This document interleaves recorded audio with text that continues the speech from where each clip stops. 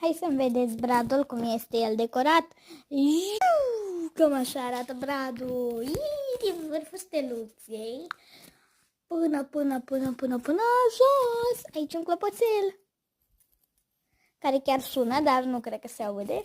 Asta e beteală, decorațiuni, fundiță, clopoțel, ren, Moș Crăciun și un om de zăpadă. Un om de zăpadă.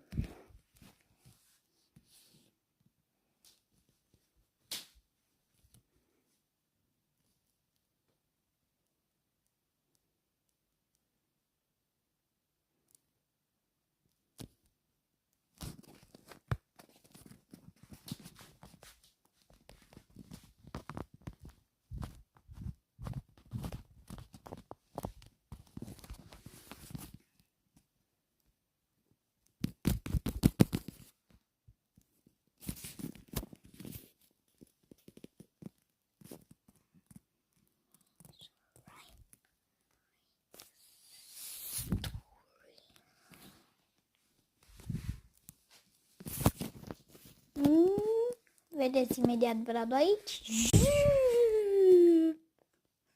Yay! Cam așa arată bradul meu de la foarte mare distanță. Sper că v-a plăcut. Dacă v-a plăcut, ne vom mai revedea și data viitoare cu alte clipuri cu bradul. Pa!